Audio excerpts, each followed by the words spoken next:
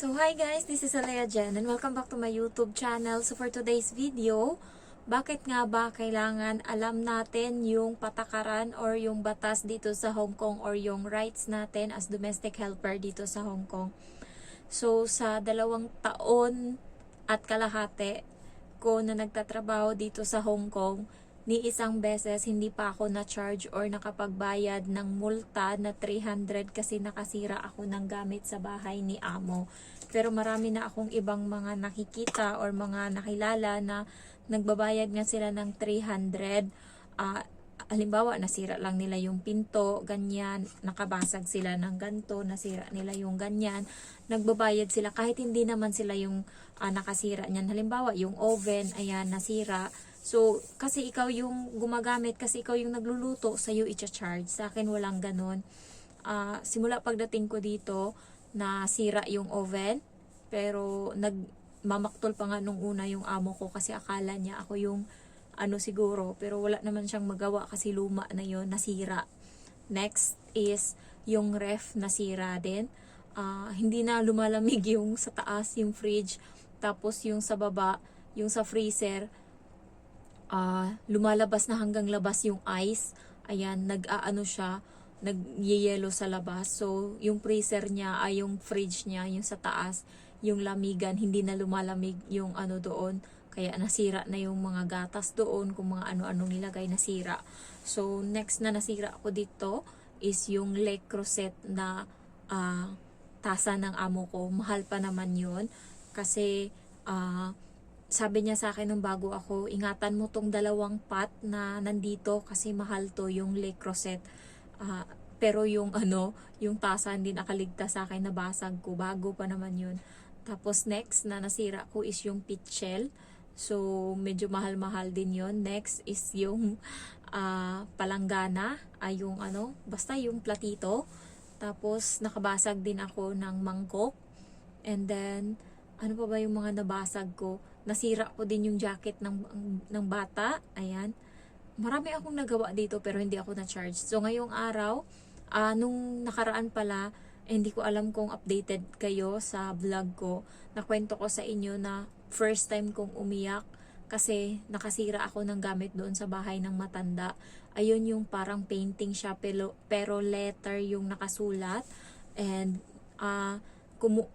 alam niyo yung excited ako nung time na yun kumain. Parang nung time kasi na yun, hindi ako nakakain ng masarap. Ilang buwan na kasi nga natatakot ako magluto dito sa bahay. So, sardinas lang parati yung ulam ko. Tapos, every time guys na nilook forward ko is yung makapunta ako sa bahay ng matanda kapag Webes. Kasi, ang pagkain doon is meron akong gulay, may karne. Tapos, yun may sabaw. So, kahit papano, alam niyo yung masarap yung ulam. Nung time na yun, excited akong kumain na. So, hinila ko ng mabilis yung upuan. Tapos biglang nasaagi ko yung yung painting doon. Tela lang, papel lang kasi siya, nasira ko siya. Tapos yun, yung amo doon, yung matanda, nagalit. Nagsusorry ako, tapos siya, bulong-bulong siya, sorry, ganyan, ganyan. Tapos may sinasabi siya na salita nila. Tapos, ayan. Tapos ngayon, pinalitan niya na yon, umiyak ako nung time na yon. Tapos sabi ng matanda na babae, okay na, wag ka nang dyan, hayaan mo na yan, wag ka nang umiyak, sabi niyang ganun. Tapos, pero umiyak pa din ako kasi first time ko na parang sobrang nung time na yon, dumating pa yung isang kapatid ng amo ko, so yung mag-asawa, so nandun sila yung nangyari yon. Sobrang nakakaano talaga, kahit yung amo kong babae, hindi alam kung paano yung gagawin, kasi nga kahit siya natatakot din sa galit ng matanda.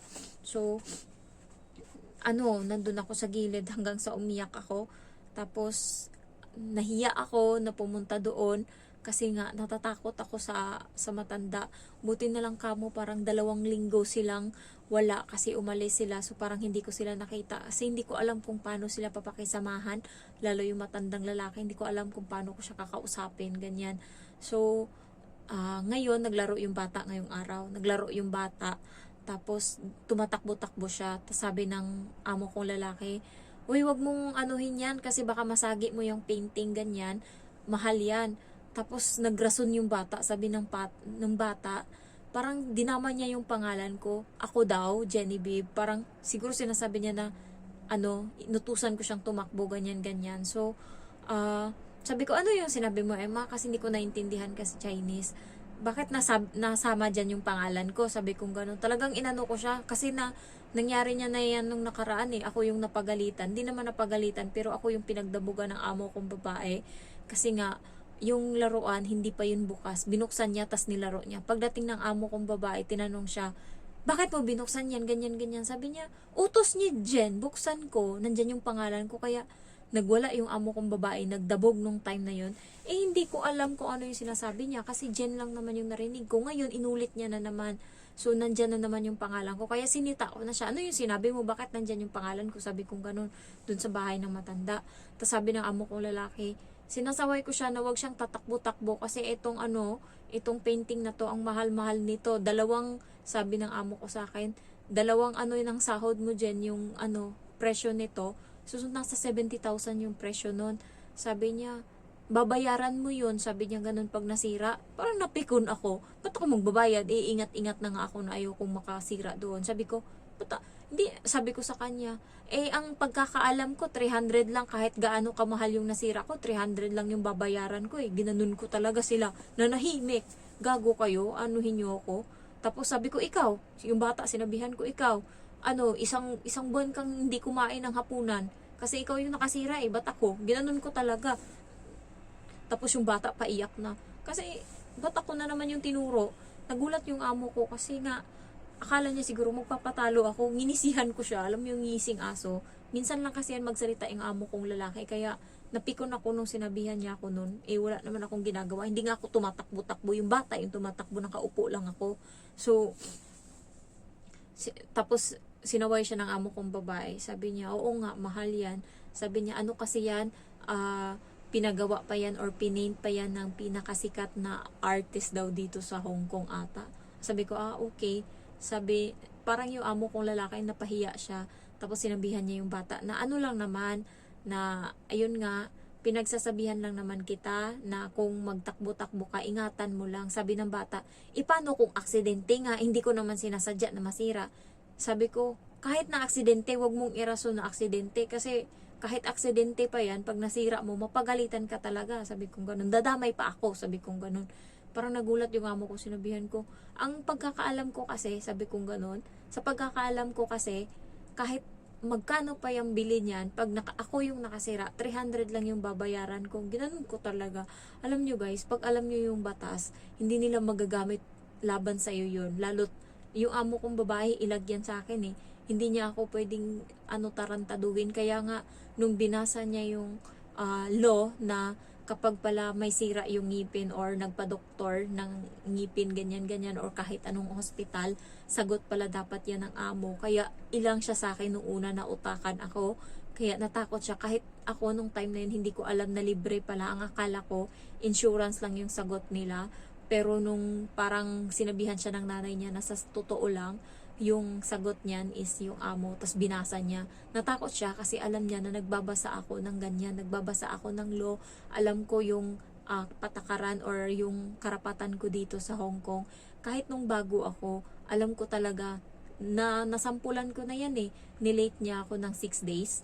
So doon pa lang, konti na lang, at least inunahan ko na siya. Pagka 6 days, siningil ko siya ngayon. Sabi ko, kailangan ko yung pera, sahod ko ngayon. Sabi ko ganun. Tapos tinanong ng amo ko, tinanong ako ng amo kong lalaki, ilang araw ba na late na? Sabi ko, 2 ako, dapat sa sahod. Ngayon, 7 na? Sabi ko ganun sa kanya. 7 na or 8? Parang 8 na. Sabi ko, tapos humirit ako. Talagang prangka-prangka ako pag ako nagalit. Sabi ko, okay lang naman. Sabi ko talagang ganun. Alam mo yung, kaya sinasabi ko sa inyo guys, kahit pag ganto-ganto ako, kaya sinasabi ng iba yung mental health nasisira sa kanila. Hindi yan masisira sa akin dito. Kayo yung sirain ko. Hindi talaga ako magpapatalo. Sabi ko ganun sa amo ko. Okay lang naman na malate. Sabi ko ganun. Na malate ng sahod. Tanggap ko yun. Pero wag nyo naman na day off ko. Kasi kailangan ko yun. Day off ko nga, sabi ko ganun. Kailangan kong bumili ng pagkain, gumastos, magpadala ng pera. Kasi yun lang yung time na makakalabas ako ng bahay. Sabi ko ganun. Nung time na yun, wala akong utang sa bangko. So every every ano nun, bago pa lang ako nun dito sa Hong Kong. So, every sahod, padala talaga ako agad. Central pa ako nun pumupunta para magpadala ng sahod ko. Parang 3 months pa lang ako nun or 4 months. Parati niyang nililate yung sahod ko nung time na yun. Okay lang mga 3 araw, 4 na araw, nung time na yun, 6 na araw. Tsaka nung time na yun, alam ko na kung paano magreklamo, kung anong gagawin kapag ganyan na nililate yung sahod. So yung amo ko nung time na yun, naghahalungkat na, naghahanap na ng mga kapirahan niya kung saan niya pinagtatabi yung mga pera niya. Nag-anuhan na yung pera ng amo kong babae, tsaka yung lalaki nung time na yun, kinumbay na nila para makabuo ng sahod ko. Tapos nung nandyan na, tinanong ako nga ng lalaki kung ano, sabi kong ganun sa kanya, okay lang naman na i-late nyo yung sahod ko. Huwag nyo lang i-late na hanggang sa day off ko, hiwala pa yung sahod ko. Kasi ano yun kailangan ko magpadala ng pera. Next na naapansin ng amo ko sa akin na alam ko yung mga karapatan is nung holiday. Nung una, sinabi ko sa kanya, ma'am, 3 months na ako, sabi kong ganun. So, kasi ano yun 2 June, July, August, September, isakto October nun, may holiday na. Sabi ko, ma'am, tapos na ako sa 3 months na walang holiday. So ngayon, mag-holiday na ako ngayong holiday. Kasi parang wala siyang plano, tahimik siya. Bukas na yung holiday, hindi niya pa ako sinasabihan, gabi na. Sabi niya, ay, oo nga pala, nakalimutan ko. Oo nga, pwede ka nang mag-holiday, sabi niya ganun. And then next is yung bata nga. So, pinrangka ko siya kasi nung time na yun, yung bata, sobrang kulit yung tae niya, talagang inano niya sa libro, nilagay niya doon, tapos nilagay niya sa gumamit siya ng gloves para yung tae niya hindi niya mahawakan, yung gloves yung malagyan ng tae, tapos nilagay niya sa gloves, tapos nilagay niya sa libro, napikon ako. Sabi ko, alam mo, sabi ko ganun sa kanya, hindi mo ba alam na anytime pwede akong lumayas dito kung gugustuhin ko? Sabi ko ganun sa kanya. Walang makakapigil sa akin. Kaya wag mo kong paandaran ng ugali mo ng ganyan. Sabi ko ganun sa bata. Kaming dalawa lang pag-uwi ng nanay. Hindi ako nakamove on. Mainit ulo ko. Sabi ko, ma'am, may ginawa yung bata. Sabi ko ganun. Yung tae niya, nilagay niya sa libro. Tapos gumamit siya ng gloves para hindi malagyan ng tae yung kamay niya. Sabi ko ganun sa kanya. Sinabihan ko yung bata. Sinabi ko talaga, pagkarating pa lang nila galing labas, sinabihan ko yung bata na kapag ulitin niya pa yan ng ulitin, uuwi na ako ng Pilipinas kasi hindi naman mahirap yung buhay ko doon. Ginanon ko yung amo kong babae. Nung time na yun, mabilis na ako magsalita kasi kapag galit ako, tuloy-tuloy yan. Tapos mataas yung boses ko. Tapos yung English ko is tuloy-tuloy na, mabilis na. Tapos tahimik lang sila nakikinig kasi yung bibig ko hindi na matigil. Sabi ko, pagka ganyan ng ganyan, uuwi na lang akong Pilipinas kaysa sa ganyan dito, magtitiis ako. Sabi niya, dalawa sila, namula yung amo kong babae. Alam niyo kapag kapag kinakabahan or taranta or kasi namumula yung mukha niya. Minsan lang yan mangyari. Nung time na yun, yung mata niya, hindi matahimik ba? Yung mata niya galaw ng ganun. Tapos sabi niya, sige, kakausapin namin yung bata bukas. So, siguro mga 4 na araw na hindi ako nagsundo sa bata. Siya muna yung sumundo. Kasi baka sa daan matula ko pa Baka iniisip niya, baka magdilim yung paningin ko, masaktan ko yung bata sa daan. Basak to, walang CCTV sa daan. So, siya muna yung nagsusundo ng ilang araw. Hindi niya rin inaano sa akin na paansiran yung homework. Kasi sabi ko sa bata, nung una, hindi ko gawain yan. Sabi ko, hindi ko gawain yan. Pero kung mabait ka, sige turuan kita. Sabi ko ganun sa bata. Na yan ang amo kong babae. Lahat-lahat na, Jen, basta lahat ng mga rules dito sa Hong Kong, alam ng amo ko na alam ko. Kasi nga, may isang subscriber ako na nagpasa ng ng papel ng mga pinapagawa sa kanya ng amo niya. Pinakita ko yun sa amo ko. Nandun na magbayad ng uniform, makasira ng gamit, ganyan-ganyan. Sabi ko, pasalamat na lang talaga, hindi ako yung katulong dyan. Sabi ko ganun, nandyan yung amo ko. Kasi Diyos ko, away talaga kami. Yung amo ko na tahimik lang. Kaya siguro hindi niya rin ako masyadong sinasagad kasi alam niya na alam ko yung batas. Sabi nga nung nakaraan ng bata, napikon siya sa akin kasi nilabanan ko siya. Tapos sa harap ng nanay niya, sabi niya, tatawag ako ng pulis. Tapos yung tatay napikon, itatawag kita ng pulis, Jen, ipapadampot kita sa pulis, sabi ng bata. Tapos sabi ng tatay, anong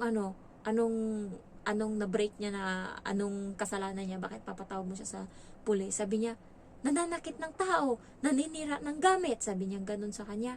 Sabi ko, nasaan pruweba mo? Dapat may pruweba ka para pwede kitang baliktarin pagka wala. Sabi kong ganun. Harap mismo ng amo ko, sinabihan ko yung bata ng ganun. Para alam nila ba na ni minsan, kapag yung mukha ko nga nag-iba na yung aura niyan, hindi na nakangiti. Tapos yung nakaganon na, ay sigurado, alam nyo na yan, iba na, lumalaban na yan. Kaya ayan yung iniiwasan ng amo ko sa akin kapag yung mukha ko nag-iiba na yung, yung itsura. Kasi doon na yung time na, alam nyo, lalo kapag galit ako guys, mas ano ako, tumatapang ako, wala na akong kinakatakutan. Kahit ano na lang, kahit, basta, kaya talagang inaano ko na wag magalit kasi iba na ako. Yung kung ano yung nasa utak ko, ng time na yan, lumalabas yan sa bibig ko, hindi ko napipigilan. Kaya hanggat maaari, nagko-control talaga ako. So yun lang. Thank you for watching and I love you all. Bye-bye.